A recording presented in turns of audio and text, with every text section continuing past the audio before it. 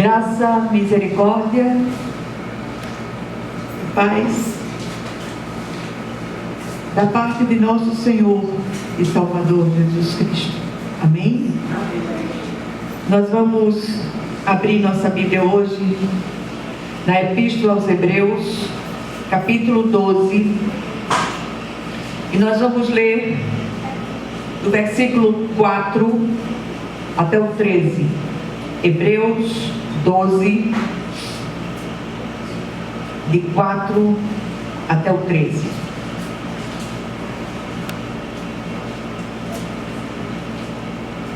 Todos acharam? Amém. Diz assim a palavra do Senhor: Ora, na vossa luta contra o pecado, ainda não tendes resistido até o sangue, e estáis esquecidos da exortação que, como a filhos, discorre convosco. Filho meu, não menosprezes a correção que vem do Senhor, nem desmaies quando por ele és reprovado, porque o Senhor corrige a quem ama e açoita todo filho a quem recebe. É para a disciplina que perseverais. Deus vos trata como filhos. Pois que filho há que o pai não corrige? Mas se estáis sem correção, de que todos se têm tornado participantes, logo sois bastardos e não filhos.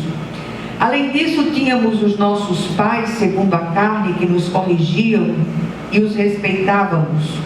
Não há vez de estar em muito maior submissão ao Pai espiritual e então viveremos?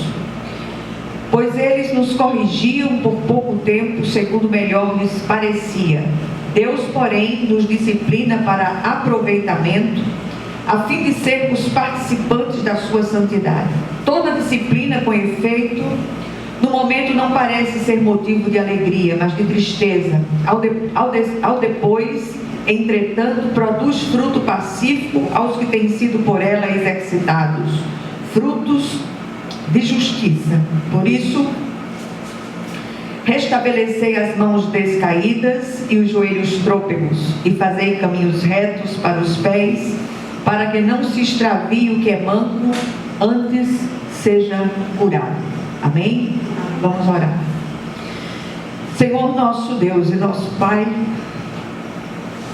graças te damos, Senhor, porque conseguimos chegar até aqui, porque o Senhor tem nos sustentado com a sua mão direita fiel, porque o Senhor tem firmado os nossos passos, apesar de todos os pesares, porque o Senhor tem dado ânimo para seguir em frente, não nos deixando desistir nem desanimar na corrida proposta a cada um de nós.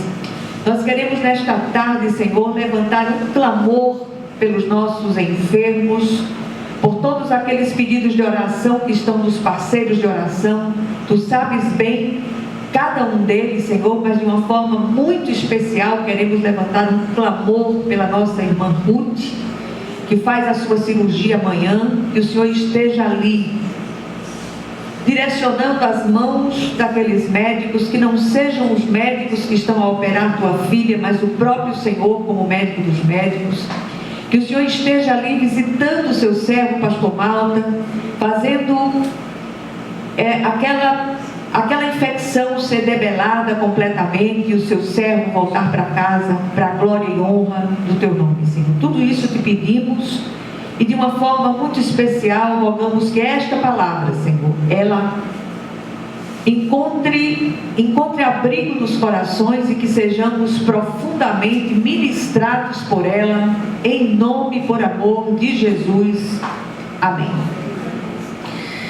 Meus amados, a gente tem vivido dias extremamente difíceis, todos nós, uns um pouco mais, outros um pouco menos. Nesses dias a gente viu o Senhor operar lindamente na questão da infecção urinária do pastor, mas hoje de manhã já veio uma outra notícia que os leucócitos deram muito alterados e há uma outra infecção em curso, e que o Senhor esteja ali operando de uma maneira tremenda, eu creio, na glória de Deus naquela situação. Mas uma coisa que tem me chamado a atenção no meio de todas essas lutas, essas agonias pelas quais temos passado, é o fato de que tudo concorre para que a gente desanime, para que a gente retroceda, para que a gente abdique da fé. E é exatamente esses momentos que ratificam aquilo que nós temos recebido de Deus. Esses momentos, eles nos apresentam o feedback do quanto nós temos recebido do nosso Senhor. E eu tenho glorificado a Deus porque eu conheço as minhas fragilidades, eu conheço as minhas incoerências e inadequações. E nesses dias eu tenho visto a glória de Deus em cada instante da minha vida. E mais uma vez eu quero oferecer esse culto em ação de graças pela graça de Deus derramada sobre nós. Que coisa linda é a graça sustentadora, firmadora e fortalecedora de Deus. Se não fosse essa graça viva, que tem se mostrado tão real para nós, eu acho que nenhum de nós estaria de pé. Cada um tem uma história difícil para contar. Este capítulo de Hebreus nos remete a uma espécie de estádio onde se realiza corridas atléticas. E já no primeiro versículo o autor diz: portanto também nós, visto que temos a rodear-nos tão grande nuvem de testemunhas, desembaraçando-nos de todo o peso e do pecado que tenazmente nos assedia, corramos com perseverança a carreira que nos está proposta. Eu já citei esse fato que eu vou citar agora, mas vou dizer outra vez. Certa vez li um livro que tem na nossa biblioteca chamado Correndo com os Gigantes. E o autor daquele pequeno livro, ele foi de uma inspiração tremenda da parte de Deus. Ele descreve a corrida, a nossa jornada nesta terra como uma corrida. E ele mostra a ilustração de um estádio onde nós hoje, os crentes contemporâneos, estamos empreendendo uma corrida com muitos obstáculos, com muitos altos e baixos. E na arquibancada daquele estádio imaginário estão os heróis da fé do capítulo 11 desta mesma epístola. E cada um se levanta para nos animar, para fazer com que a gente continue sem desistir, numa torcida frenética e contínua. Aqui entendemos que há uma corrida da fé a ser empreendida e percorrê-la vitoriosamente é o grande objetivo do cristão. Lembrando que há sempre motivos humanos apresentados, sobretudo pelo adversário, para que a gente desista. Mas é preciso perseverança, resistência e resiliência. Alguns corredores cansam e desmaiam, enquanto outros perseveram até o fim e conquistam o prêmio.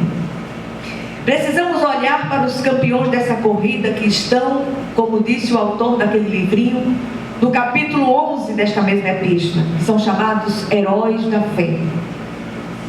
O propósito do atleta é trazer glória e honra para a sua nação. Este é um sinal de patriotismo.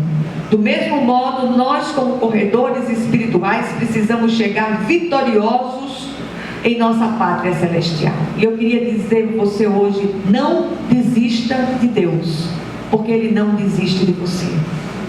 O Senhor é o Deus presente, o Senhor é o Deus, é a nossa bandeira, e nós precisamos estar sempre com essa bandeira a postos, erguida, hasteada no alto das nossas vidas. A principal lição do texto é a perseverança que devemos ter para completar a corrida da fé, mesmo em meio a tantos obstáculos. Não tem sido fácil olhar para o pastor Malta, olhar para os olhos dele, olhando para mim, numa súplica, muitas vezes muda, pedindo para vir para casa. Mas as coisas têm se complicado um pouco e a gente precisa ousar crer que a glória do Senhor há de se manifestar naquela situação, em nome de Jesus. A vida dos que desejam viver piedosamente é uma vida marcada por provas, muitas vezes duras e incompreensíveis. Embora nós escutemos muitas vezes as pregações, sobretudo da igreja eletrônica, falando de uma prosperidade rasa, de que servo de Deus não passa por isso, não passa por aquilo, isso não é verdade. Servo de Deus, a começar pelo Filho de Deus, ungido de Deus, Jesus Cristo. Todos nós enfrentamos lutas e dificuldades. E isto nos leva a uma pergunta inevitável: por que somos provados por Deus? As provas são testes de fé ou correção, para que abandonemos pecados recalcitrantes, e a palavra de Deus está repleta de exemplos sobre este assunto. Tanto uma situação quanto a outra nos leva, ou melhor, nos revela que somos filhos a quem o Senhor ama e corrige, visando um fim proveitoso. Estou vendo os meus 2 netos aqui sentadinhos. Muitas vezes mamãe ou papai proíbe alguma coisa ou aplica uma disciplina, e essa disciplina aplicada pelos pais é sempre com um fim proveitoso. Disse que nós só aprendemos a ser filhos quando nós somos pais. E isso é interessante demais. Hoje, no entanto, eu gostaria de me ater na correção de Deus quando seus filhos erram, quando seus filhos pecam.